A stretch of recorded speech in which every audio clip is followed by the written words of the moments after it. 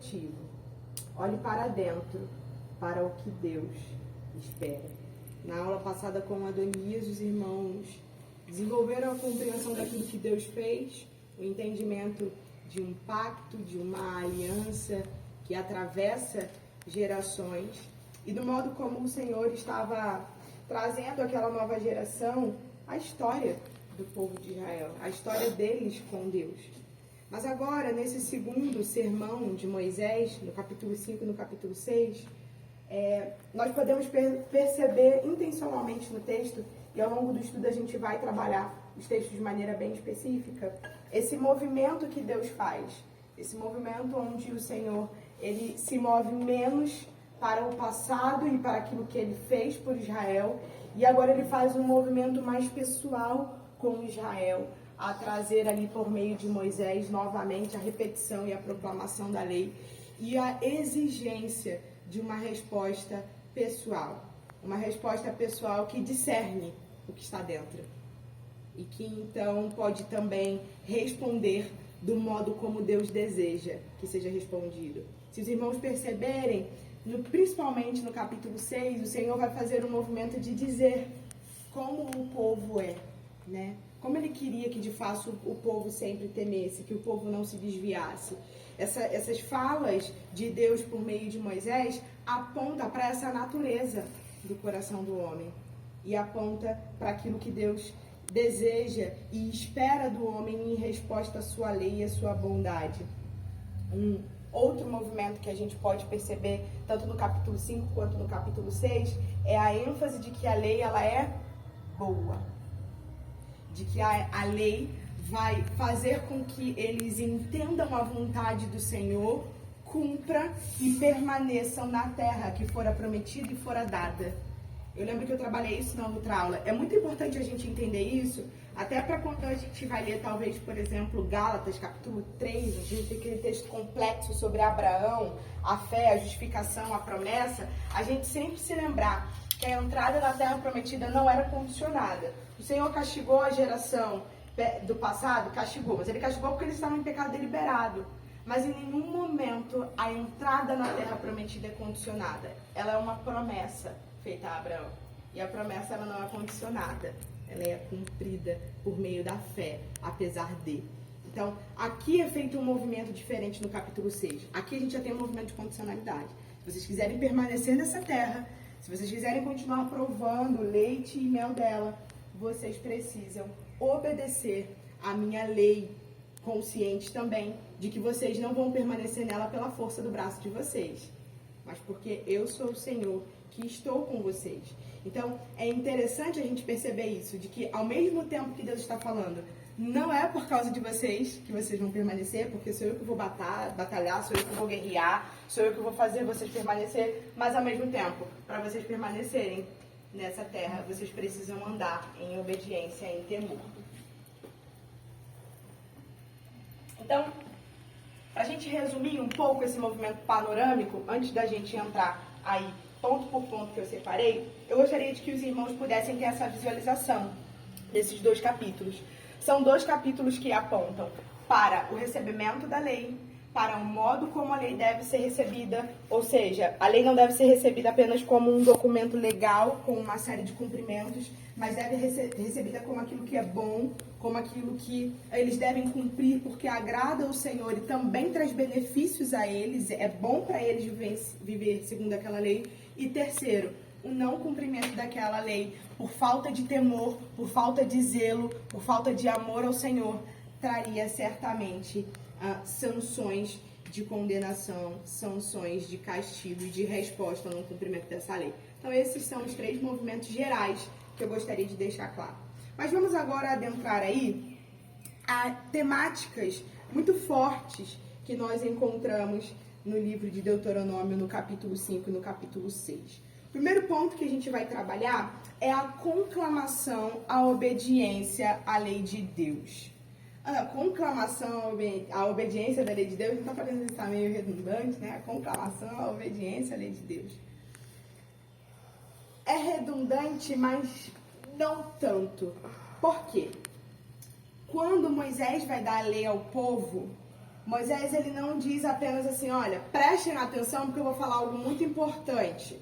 E sai dando a lei. Pá, pá, pá, pá, pá.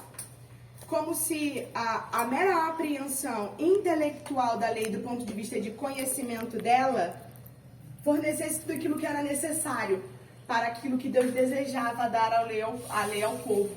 Antes de dar a lei, antes de dar ali todo o movimento, todas as leis do decálogo, Moisés ele vai insistir em um tipo de resposta de coração do povo.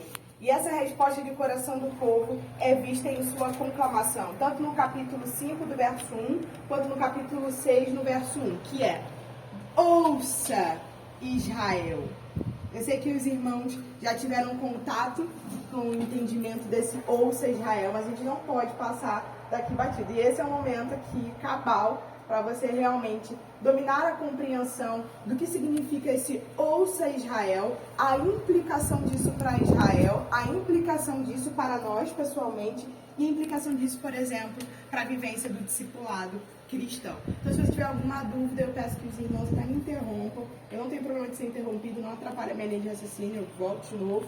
Então, eu peço que os irmãos, sem problema nenhum, me interrompam, mas também vou dar um momento para perguntas. Então, vamos lá. A conclamação à obediência da lei é feita por Moisés, por meio de um chamado para ouvir a proclamação da lei. Logo no início do capítulo, nós temos uma palavra que, compreendida no hebraico, é de vital importância para compreender a força do que significa Moisés dizer ouça Israel. Ou na nossa tradução, eu coloquei aqui, né, a mais tradicional, mas na nossa NA está: escute Israel. O verbo ouvir, shema, traz o sentido de obedecer. É requerido do povo que ouça para obedecer. O verbo é usado com o mesmo sentido no contexto do Tratado do Oriente Próximo.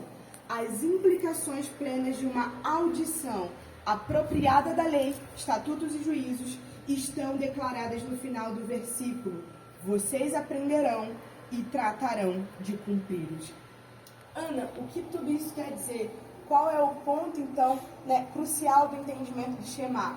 É que quando Moisés está proclamando a lei de Deus, o objetivo não é apenas que eles o escutem, mas que eles obedeçam. A palavra Shema no hebraico, ela tem essa conotação dupla. A ideia é que quando eu estou ouvindo aquilo, eu já estou sendo chamado a obedecer. Não está como outras palavras que nós encontramos no Antigo Testamento, que traduzado para a nossa língua é ouvir. Então é muito específico mesmo esse ouça aqui, esse escuta, esse Shema. É um movimento de, à medida que vocês estão escutando isso, vocês também estão escutando um imperativo para a obediência. Não mate, não no sentido de eu vou refletir se isso é bom ou não, mas é um não mate já indicando um movimento de obediência. Só que Moisés prepara o povo para o recebimento da lei, prepara o povo para a instrução. Ele não meramente dá a instrução, ele faz uma preparação de como o povo deveria receber a lei. E isso é muito significativo. Isso é muito significativo para nós, por exemplo, quando por diversas vezes nós falamos da necessidade de nos prepararmos para ouvir a palavra de Deus. Não é meramente um sentar-se no culto e ouvir a palavra. Certamente a palavra de Deus é poderosa por si só. Mas existe um ponto muito fundamental de preparação, da disposição do nosso coração. De não apenas ouvir no sentido de escutar, mas de ouvir para obedecer. Shema é isso. É ouvir para obedecer. É já ter essa intencionalidade. Eu estou ouvindo para obedecer. Então isso é significativo para o povo de Israel. O povo de Israel estava recebendo aquilo para ouvir e obedecer. E bem, por que é necessário Moisés enfatizar esse Shema? Porque os pais deles na geração passada ouviram. Bem, com ouvir, mas não obedeceram com o coração. Então, o movimento que Moisés está fazendo aqui é muito intencional para aquela geração. Escutem, ouçam para obedecer. Não façam como o pai de vocês, que ouviram, mas não obedeceram. Ouçam para obedecer. Ana, e aí, esse é um movimento que a gente vai fazer sempre nas nossas aulas, né? É um movimento que o pastor pediu para que eu fizesse didaticamente com vocês, tendo em vista que a maioria aqui ou já faz o movimento de acompanhamento e discipulado, ou está muito assíduo nessa realidade, né, enquanto discipulado mútuo com a igreja. Por vezes, irmãos, quando nós estamos transmitindo um devocional, ou quando nós estamos dando um aconselhamento, nós somos muito rápidos em falar aquilo que precisa ser dito, mas às vezes não percebemos a necessidade de preparar a pessoa para ouvir aquilo que precisa ser dito. Dizer para ela ouvir com atenção, dizer que aquilo não vai ser meramente palavras que do ponto de vista prático vão resolver a vida dela, mas é a palavra de Deus, a vontade de Deus para ela ouvir e obedecer. Por vezes, essa não preparação, inclusive, eu já tive a experiência disso no discipulado, resulta até de aconselhamentos que são intrucados, porque a pessoa acha que ela está discutindo com quem? Com a nossa palavra, e não com a palavra de Deus, né? E aí ela fica ali naquele movimento de não obedecer imediatamente a palavra de Deus. Obviamente que eu não estou falando que isso vai ser decisivo, do ponto de vista de mudar o coração de alguém, mas isso é uma persuasão bíblica. Moisés está fazendo isso. Antes de dar a lei, antes de dizer aquilo que o povo deveria fazer, como eles não deveriam se portar quando eles entrassem na terra, não apenas para o recebimento da lei, do decálogo, mas a gente leu no capítulo 6 que Moisés vai dar uma série de orientações para como eles deveriam proceder quando eles entrassem na terra. Quando eles estivessem diante de coisas boas que o Senhor deu, como eles deveriam reagir. Moisés faz esse movimento, então, de conclamação, ele faz esse apelo de ouçam, Shema. Israel, Shema a lei. Israel, Shema aos estatutos e juízos do Senhor. Ouçam para obedecer e não apenas para vocês escutarem como algo que é bom, então a gente discerne se a gente vai querer fazer ou não. Ficar nesse movimento de discussão, mas é ouvir a palavra de Deus para obedecer. Então, pode falar. Ana, você tinha falado que o movimento que Moisés faz é de um estudo de Israel, obviamente Deus usando ele, de maneira mais enfática, de obedecer. Também falou que os pais deles já tinham ouvido isso. Existe uma ênfase maior nesse momento do que foi no passado, um indicativo maior de obediência do que foi para os pais no passado? Como é que isso se deu? Enfim, a gente vai entrar um pouquinho nessa parte no próximo ponto, mas a gente já pode fazer aqui. A ênfase não é sobre a necessidade do cumprimento da lei, ok? Então, certamente, tal como o Senhor entregou a lei lá no Êxodo, no capítulo 20, que nós fazemos a leitura, em termos de necessidade de ouvi-la e praticá-la, é de mesma natureza. É de mesma natureza. Mas o ponto é que nós temos uma geração aqui que está vinculada com a fé de seus pais, né? Então, os pais deles receberam ali o Êxodo. Então, imagine que ou muitos dali não eram nascidos, ou quando nascidos, eram crianças ainda ouvindo. Portanto, o entendimento ali de vínculo... Então, o entendimento ali de vínculo, Caio, com a lei, com os estatutos e com os juízos, estava um pouco afastado daquela geração. Entendeu? Era algo que estava longe. Aquilo foi para os nossos pais e agora nós precisamos nos vincular a isso. Então, por que Moisés faz todo esse movimento? E a gente vai ver isso no próximo ponto. Porque o que o Moisés está trazendo aqui enquanto essência da aliança é: o que passou, passou, agora é com vocês. Agora a lei... É muito interessante a gente perceber isso, né? Moisés vai falar assim: a aliança que Deus fez lá no Moab, Horeb, não me lembro exatamente, Horeb, não foi com o pai de vocês, foi conosco. Como assim? Como não foi com o pai? Foi literalmente, historicamente? Foi com o pai deles. Mas o que Moisés está falando aqui, essencialmente a aliança é de vocês agora. E é vocês que pessoalmente precisam ter a responsabilidade de cumprir aquilo que o Senhor está dando. Então não é que uma teve mais ênfase do que a outra enquanto a essência do que é a lei e o imperativo para cumpri-lo. Mas é porque aquela geração tinha uma relação superficial e passada com os pais dele, e agora eles estavam novamente recebendo a repetição dessa lei. Aquilo que, por exemplo, Michael Orton vai chamar aqui de renovação do pacto. Eles estão recebendo a renovação do pacto, a renovação da aliança que Deus havia feito no passado com os pais deles, mas agora é com eles. Tanto que, vamos lá no capítulo 1, rapidinho. É bem interessante perceber isso. Eu gosto de como isso é explícito no texto bíblico. Deuteronômio, no capítulo 1.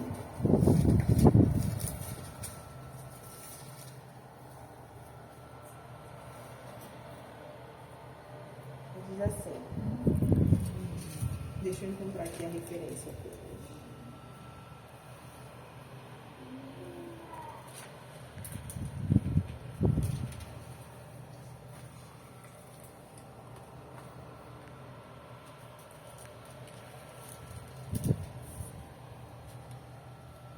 O texto que eu estou querendo é para alguém aí passar o olho e... Ah, achei. Verso 10.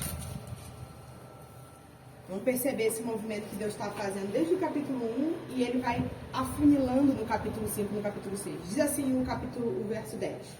O Senhor, o Deus de vocês, fez com que vocês se multiplicassem e eis que hoje vocês são uma multidão como as estrelas do céu. Então vamos lá. Deus faz uma referência ao povo presente, imediato, mas ele explica algo que ele fez aonde? No passado. Aí agora olha um outro movimento que Deus vai fazer por meio de vocês. O Deus, Pai de vocês, passado, faça com que vocês sejam 1000 vezes mais numerosos, futuro. Ora, por que ele não fala? O Deus do Pai de vocês, eu, Deus Pai de vocês, multipliquei... Por que ele não faz essa ordem cronológica dentro dela? Por que ele parece que faz uma dobra aqui? Remetendo ao passado, ao presente, então o presente para então o passado para o futuro. Justamente por esse movimento que o Senhor está fazendo. No início, Deus está trabalhando o seguinte: eu sou o Deus do passado, do Pai de vocês, e sou o Deus de vocês. É o mesmo Deus. A Denise trabalhou isso, né? Na última aula, se eu não me engano. Ele trabalhou esse entendimento da transcendência da aliança, da transcendência do pacto, né? O pacto que foi do passado é o pacto que permanece no presente. Ele está fazendo isso no prólogo histórico. No capítulo 5 e no capítulo 6, ele já não vai mais fazer esse movimento. Ele já vai fazer aqui agora um movimento muito pessoal. É vocês. Acabou agora o passado e o que o pai de vocês fizeram. O pai de vocês foi erro, vocês viram, mas agora eu estou exigindo de vocês uma resposta pessoal e intencional. Então, nesse sentido, Caio, que aqui a gente pode ver que Moisés é mais enfático, não por conta da natureza da lei, né, agora ser mais forte, mas por conta dessa renovação pactual que já conta com a experiência de um passado que não foi bom com Deus e que agora essa nova geração está recebendo essa responsabilidade, tal como no passado os pais receberam e não cumpriram, mas agora é com eles. Agora é tudo a partir deles e não mais naquilo que fora no passado, ok? Mais alguma pergunta nesse ponto? Enquanto aplicação, enquanto dinâmica de discipulado, como isso pode ser vivenciado? Alguma pergunta?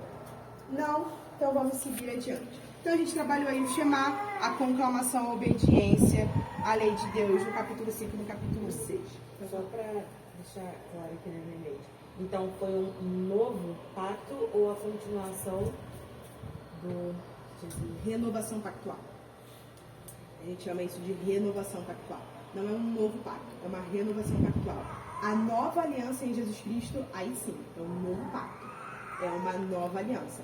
Aí é renovação de aliança, aí é renovação pactual. Ele traz os mesmos termos da antiga lei, mas agora ele vai trabalhá-la naquela nova geração. A gente vai ver isso, por exemplo, lá na frente, no modo como Moisés vai trabalhar a lei.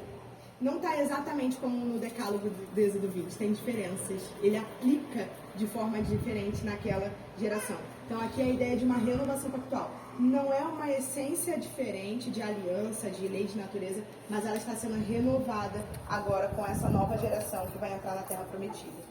Agora você acredita que essa Essa condicional que você tinha falado antes da entrada na Terra é uma expressão disso, no sentido de que se a aliança que Deus fez com o seu povo contempla eles entrarem na Terra Prometida e parte do povo não entrou?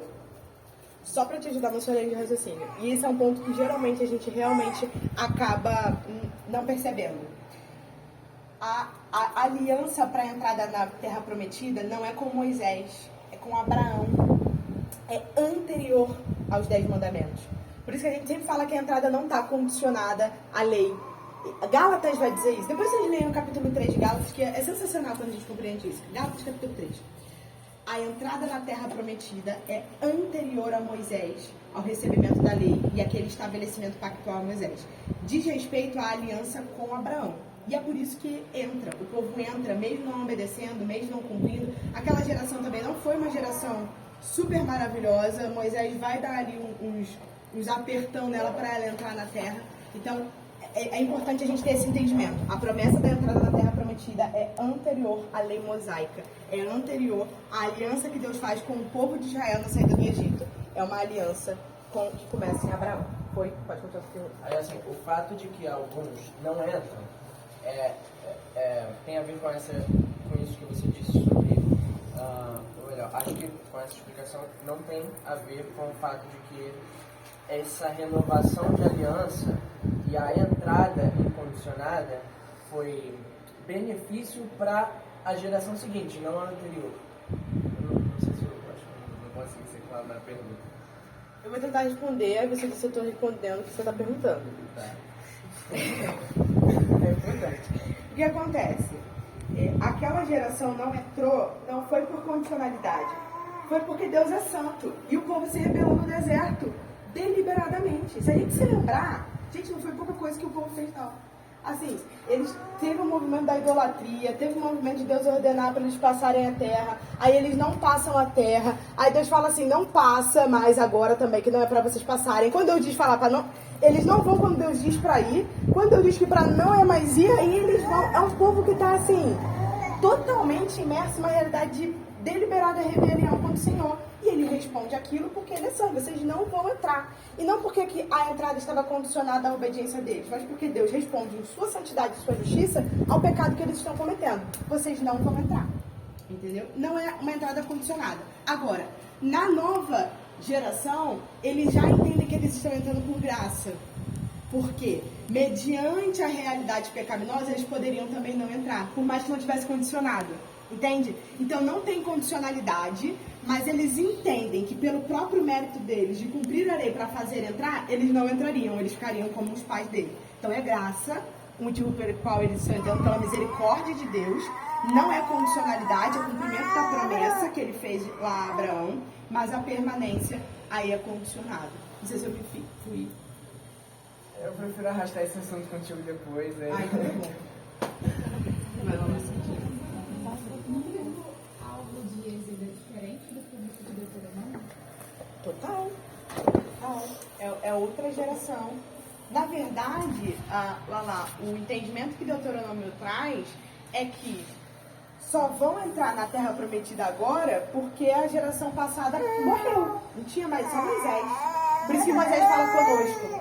Moisés fala conosco. Agora ele fala conosco, né? Moisés estava no Êxodo e ele é o único que permanece. Mas o povo só entra quando ele morre também. Ele não entra. Condicionar? Não. Moisés seguiu ali, resposta, deu aquela machadada, falou, não vai entrar. Minha resposta de justiça em relação a esse pecado. E o restante vai entrar porque eu sou bom, porque eu vou cumprir com a minha promessa. Não vou deixar de cumprir com a minha promessa por conta do pecado do povo. Vou cumprir. Mas é uma nova geração. Então, sim, é um público-alvo diferente. E por ser um público-alvo diferente, que a gente fala de renovação pactual.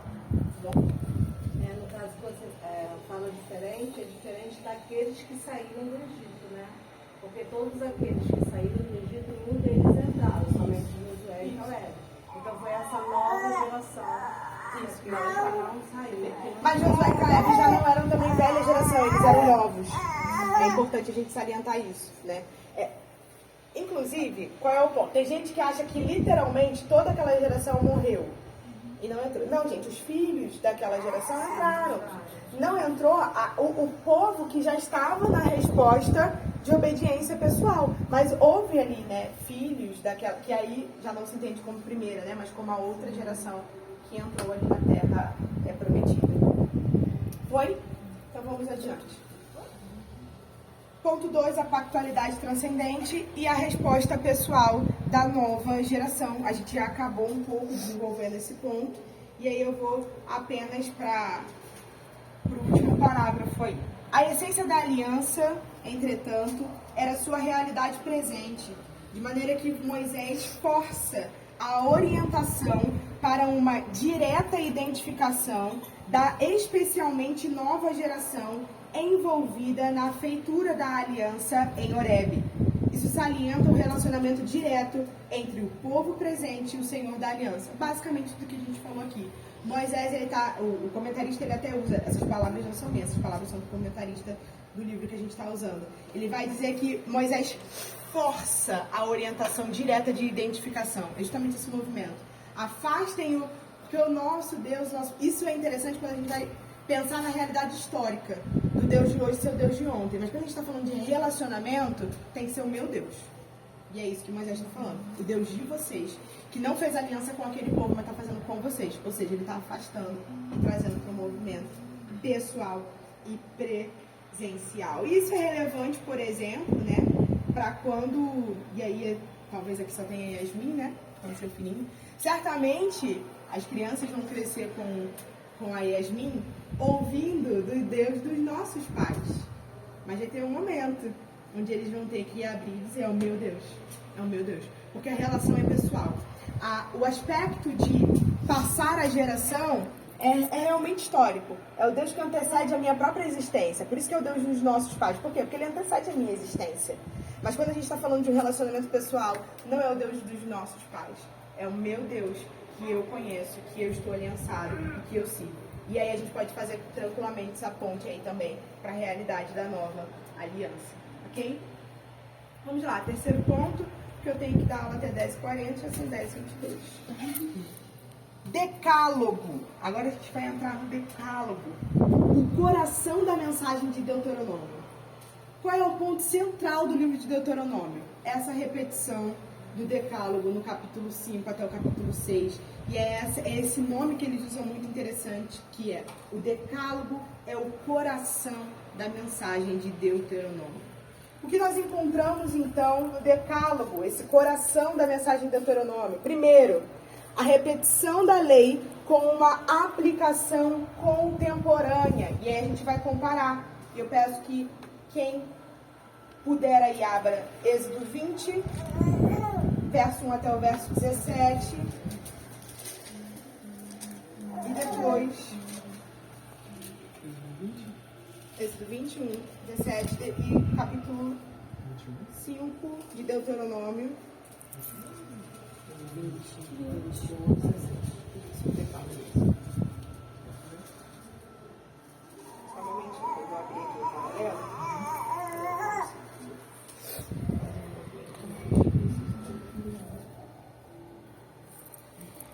A gente vai ter aí, no verso 1 do Êxodo, o Senhor falando para Israel ouvir o Senhor, o seu Deus, em tudo aquilo que eles deveriam cumprir na lei. Eu não vou fazer a leitura do decálogo todo do ponto de vista de comparação, mas eu vou usar o exemplo apenas, né, do quarto mandamento, que é o guardar o sábado, e aí a gente vai perceber a diferença de como a repetição da lei aqui está sendo didaticamente aplicada àquela nova geração.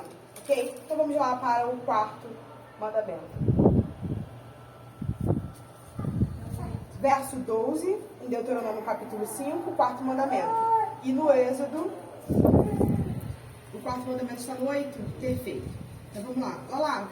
Lê para mim o verso 8 de Êxodo 20. E Fernando, lê para mim aí o verso 12 de Deuteronômio capítulo 5. Pode ser? Êxodo 28. Lembre-se do dia de sábado para o santificar. 6 dias você trabalhará e fará toda a sua obra.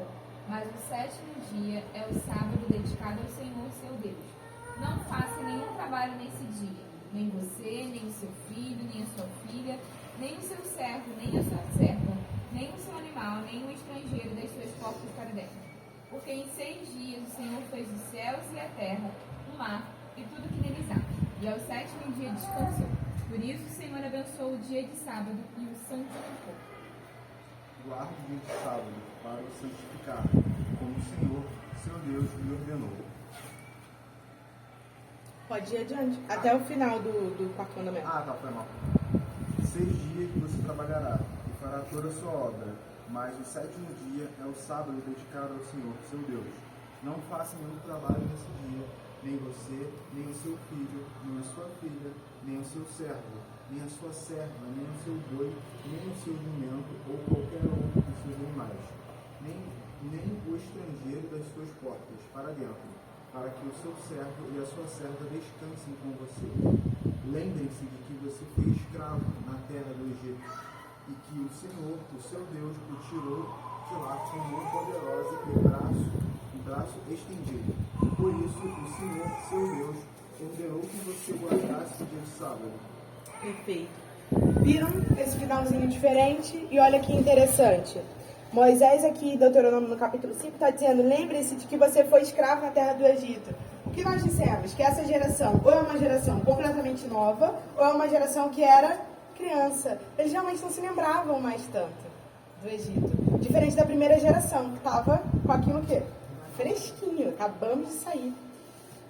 E ainda assim o negócio não rolou para mostrar o quanto nosso coração é mau. Então, Moisés está sendo didático aqui também.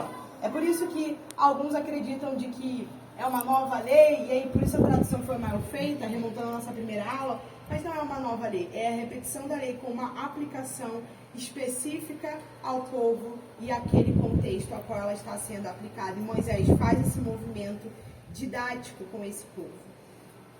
Ela representa o amor de Deus no sentido de que todas as suas injunções, negativas ou positivas, visavam não a restrição, mas a plenitude de vida. A lei de Deus, ela não é restritiva, ela aponta para a plenitude de vida. A lei de Deus é boa, a lei de Deus ela é maravilhosa. O problema que nós temos com a lei de Deus é quando o pecado entra em contato. É isso que o Paulo vai trabalhar em Romanos lá no capítulo 7, né? É fantástico o capítulo 7, onde ele vai trabalhar o problema. Às vezes a gente não entende, né? Mas a lei é boa, a lei não é boa, aí o pecado veio, a lei se tornou ruim. Não, a lei ela é maravilhosa. O problema é que a lei perde a sua força por conta do pecado. Ela que deveria dar a vida, não pode, por conta da fraqueza da carne. A lei de Deus ela é boa, ela é vida, ela é amorosa. Ela não nos tira coisas prazerosas. Ela nos dá a plenitude de tudo aquilo que é prazeroso, bom e correto e saudável para vivenciarmos em toda a realidade de relacionamento com Deus. Então esse é um ponto necessário que o livro de Deuteronômio vai trabalhar. A lei de Deus ela é boa e ela traz plenitude de vida. Nós lemos isso no capítulo 6. Terceiro ponto.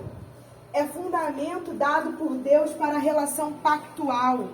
Não no sentido restritivamente legal, mas como em um casamento em que há um contrato legal, porém, só constituirá verdadeiro casamento quando os termos do contrato forem representativos de um amor que conduz e mantém a relação conjugal. Maravilhoso. É um contrato legal? Não. Que equívoco. Que equívoco se a gente reduzir a percepção da lei de Deus apenas como uma sanção pactual do Oriente Próximo. Não é apenas isso. É uma relação pactual de natureza do coração. É por isso que o tempo todo Moisés está falando: ame o Senhor teu Deus de todo coração, de todo entendimento, com toda a tua força. É coração, é pessoal, vem de dentro. Não é um mero cumprir e fazer, mas é algo interno. E aí o casamento, ele também tem essa analogia maravilhosa. É bom que o casamento é bom para a lei. O casamento entender que ele transcende o que está ali no papel. Mantém o contrato, mas não sustenta o contrato. O que sustenta o contrato é esse entendimento de uma motivação amorosa, compromissada e aliançada. Bom, só para. Isso me faz lembrar de uma fala do Guilherme de Carvalho, em que ele diz que equivocadamente às vezes pensamos que o que sustenta o casamento? A resposta talvez mais imediata é o amor. E aí ele na pregação, não é isso. É a aliança. O amor é o que a gente exercita na aliança, né? E pensar em um contrato também, até mesmo pensando no sentido de contrato social que tivemos, né, com o iluminismo e tudo mais, todo contrato acaba tendo um dispositivo final para rescindir, digamos assim. O contrato normalmente você faz a sua parte, eu também faço, se não fizermos, fim. E isso talvez explique porque tantos divórcios temos hoje, né? Porque não é amor exercitado dentro de uma aliança maior, transcendente, mas é contrato, tal como vemos. Eu gosto muito, eu entendo o que você comentou, eu concordo, né, no sentido prático, mas eu gosto muito de pensar nesse amor recete, amor aliançado, que não separa amor e aliança, mas coloca ela como um elo unificado em Deus. Deus não está aliançado e sem amor, ou com amor e sem aliança. Isso é unido nele. E eu acredito que é isso que ele espera do seu povo, aliança e amor. É essa união. E é isso que deve-se também vivenciar no casamento, né? Não como um estorvo. Eu tenho uma aliança e por isso Mas é essa aliança, esse amor recete, né? Amor aliançado, amor fiel, amor leal. Então, certamente eu entendo o ponto prático, principalmente quando a gente trabalha amor dentro de um aspecto mais de afeição e tudo mais. Mas eu acredito que no Antigo Testamento, essa palavrinha hebraica, eu acho que ela capta algo muito importante para nosso modo ocidental de pensar, né? Então, assim, eu acho que é importante pensar nesses termos. Eu acredito que é isso que o Senhor também está requerendo do povo, né? É isso. Alguém ia falar alguma coisa? Essa necessidade, essa questão dessa resposta, dessa relação pactual que devia requerer o coração do povo. Era possível isso, né? Tipo assim, essa realidade era possível na antiga aliança? Boa pergunta. Era possível do ponto de vista de que eles poderiam vivenciar aquilo não completamente como uma justificação em si mesmo para o relacionamento com Deus. Então, Ana, você acredita que tinham pessoas que amavam a Deus? Pelo poder do Espírito Santo eu acredito. Mas eu acredito que elas não faziam isso no rigor da lei, não com tudo.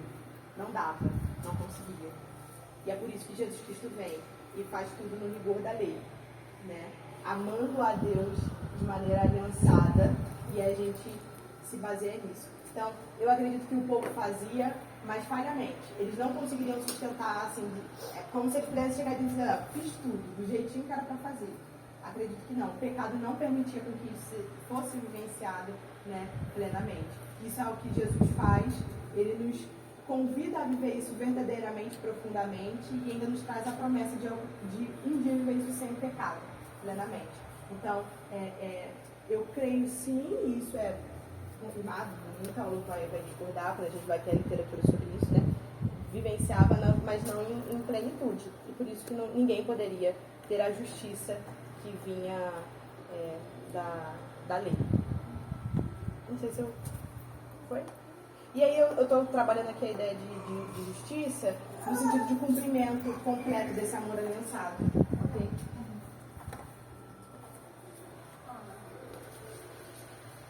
Eu gostei muito do que você trouxe. A Lina falou, você disse que pastor fez questão de frisar conosco nessa questão de lembrar muito que quando a gente fala do Shema, a gente está chamando a pessoa e está preparando a pessoa para aquilo que precisa ser vivido.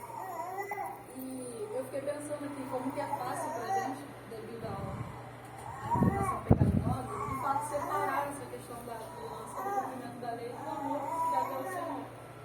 Então, é como se o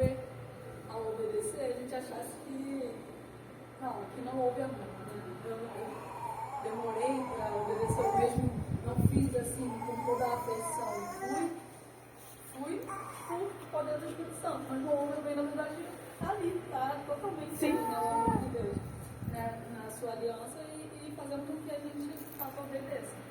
Então, fala para mim, por exemplo, quais são os desdobramentos tristes, negativos que pode se ter no acompanhamento se a gente não prepara essa pessoa no que tanja esse entendimento do amor que ela precisa devotar de todo o coração ao Senhor no cumprimento dos seus mandamentos, na vida ali de obediência a Deus. O legalismo é uma possibilidade. O falso recebimento da lei, que vai mais pela tentativa de cumprir para encontrar o checklist daquilo e não ser verdadeiro. Então isso é um grande problema e é isso que Moisés também está combatendo. Então ouça completamente com o coração para obedecer. No nosso tempo, o legalismo e uma rejeição por não compreender, né? Então eu acho que tem 2 pontos. Ou você pode cair no legalismo, da pessoa ouvir e ela religiosamente ali talvez responder aquilo como então ok, eu vou fazer, mas o coração dela está bem longe daquilo e normalmente quando existe uma resposta inicial de legalismo, aquilo não se sustenta e a longo prazo aquilo vira uma bola e depois essa bola ainda volta para você, dizendo assim, mas você falou meu coração, entendeu? Esse movimento. E eu acho que o segundo movimento é o de uma rejeição por não compreender com profundidade o que está sendo dito. Por exemplo, vou dizer da minha experiência que eu também trabalho isso com as minhas discípulas. Por vezes, quando a gente está em luta contra o pecado, a gente tem que fazer um movimento muito radical contra o pecado e se privar de coisas que são boas e que outras pessoas podem fazer sem nenhum problema. E o primeiro sentimento que nos vem é de privação, é de restrição, Senhor, por que na minha luta contra o pecado eu tenho que deixar de, ir a determinado lugar, fazer determinada coisa que outras pessoas podem fazer? E a gente sempre faz um movimento de privação. O movimento que eu gosto de fazer em resposta a essa nossa natural inclinação de privação é um movimento, na verdade, de liberdade, de ser mais semelhante a Jesus Cristo.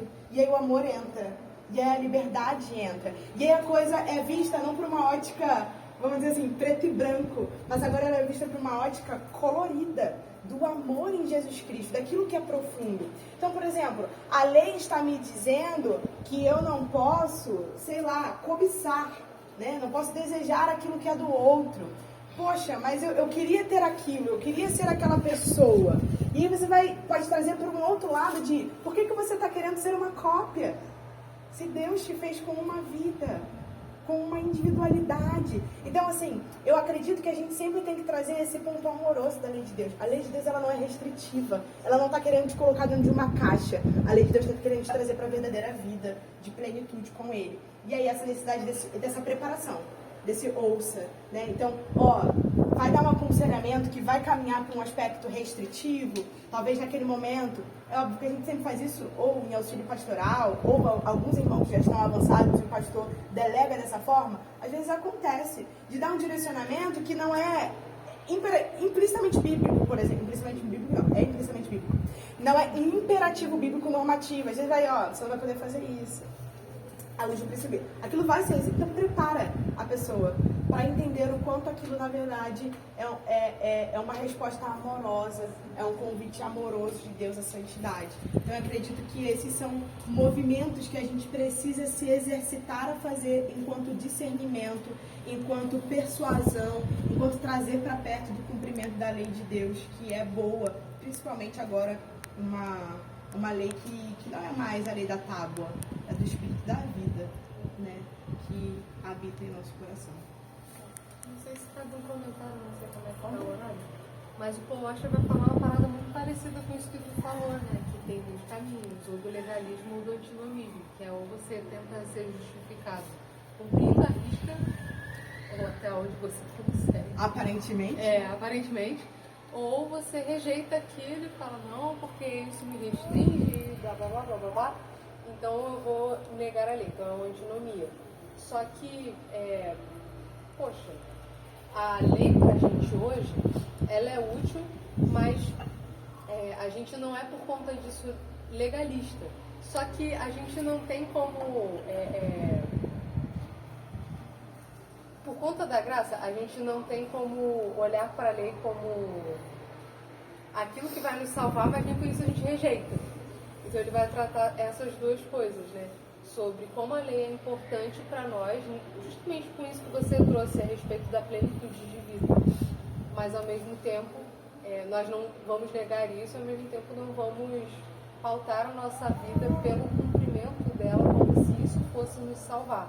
Mas a gente olha para ela como só sendo possível em Cristo Jesus, só sendo possível de ser vivenciada, porque Cristo a cumpre perfeitamente e aplica em nossas vidas.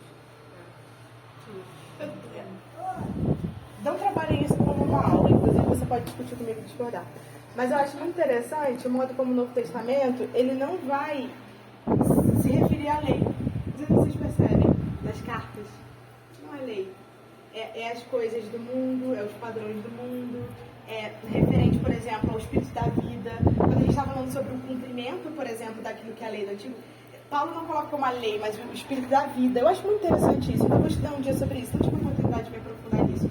Mas eu acho que o modo como o Novo Testamento traz essa relação com a lei aponta para esse aspecto mais profundo, mais pessoal, mais interno, né? E não meramente como o aspecto legal que, num primeiro momento, foi recebido ali por Israel. Então, acho que isso também fecha, né? Eu quero entender um pouco mais porque ele não usa essa linguagem de leis, de mandamentos, de decálogos, né? Ele já vai usar outra linguagem no Novo Testamento. Mas eu acho que aponta para essa reflexão, né, necessária.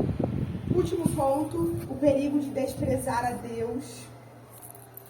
E aí, o perigo de desprezar a Deus aparece aí no capítulo 6, onde Moisés lembra que as bênçãos da terra seriam um cumprimento da promessa de Deus. Então não desprezem a Deus, é por promessa.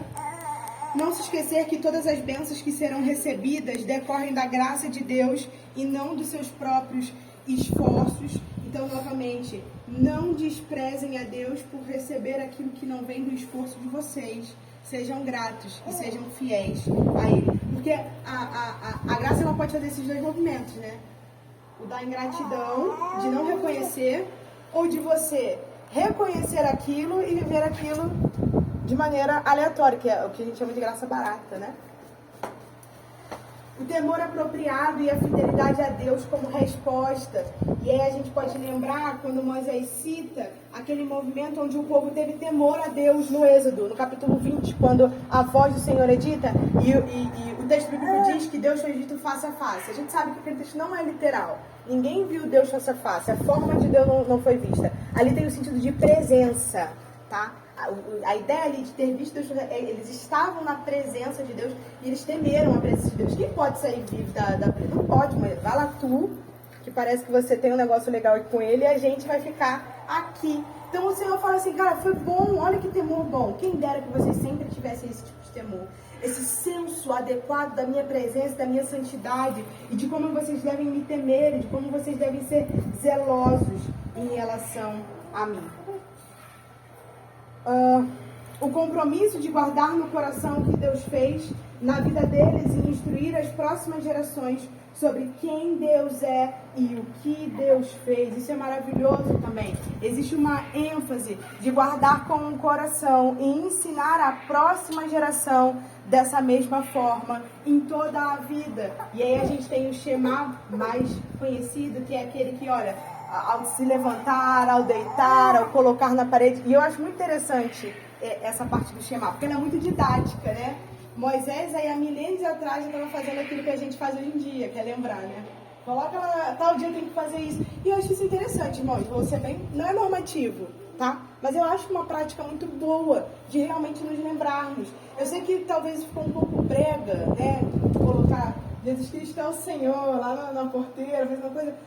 Mas se isso for feito de uma maneira correta, com um entendimento correto, é bom.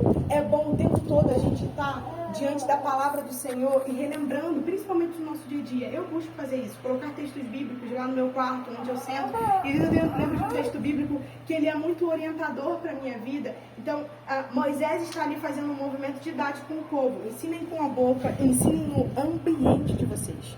Que o ambiente de vocês seja educador da lei de Deus.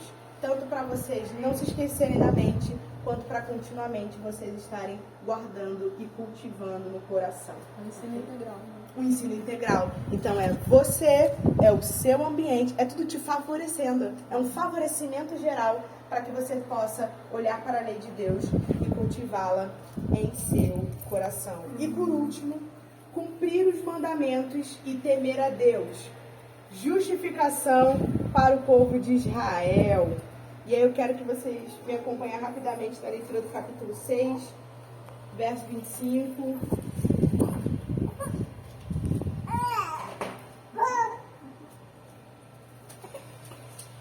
Para a gente finalizar. Acharam? Foi? Diz assim: e será justiça para nós quando tivermos cuidado de cumprir todos estes mandamentos diante do Senhor, nosso Deus, como Ele ordenou. Isso é muito significativo. Seria justiça se o povo cumprisse. Mas como ele não cumpriu, era castigo. E é por isso que Cristo cumpre toda a lei, para ser a nossa justiça. A nossa justiça no tempo presente, a justiça do povo daquele tempo, que pelo poder do Espírito Santo alcançou uma realidade verdadeira de relacionamento com Deus, mas com a expectativa daquele que cumpriria tudo, para dar tudo, não apenas nesse tempo, não apenas na Jerusalém terrena, mas na Jerusalém eterna também. Então, irmãos, eu vou finalizar aqui essa aula e gostaria que os irmãos, se tiverem ainda alguma pergunta, algum comentário, pudesse fazer agora. Ou até mesmo de alguma parte do texto que eu não citei, não é um problema, se eu souber eu respondo, se não... Eu achei bem interessante essa parte final agora que você falou sobre esse ambiente, né, que é justamente promover um ambiente de ensino da lei, é justamente o que o discipulado é. O discipulado, ele não é apenas você sentar e traçar doutrina. Ele existe a parte em que você senta e estuda com aquela pessoa, mas o ambiente, a sua vida, precisa impactar aquela pessoa de tal forma de que revele Jesus Cristo a ela. Não é só sobre sentar e passar um ensino, passar um estudo. É todo o ambiente da sua vida, impactar aquele outra pessoa, aquele outro irmão, pela maneira como você lida com, né, em Cristo, a maneira como você vive em Cristo. É justamente isso. E é lindo de ver, isso já é falado em Deuteronômio 6, né, que não é algo do Novo Testamento, não é algo apenas da Nova Aliança, mas é algo do qual o Senhor colocou desde os primórdios, desde a instituição ali do povo de Deus.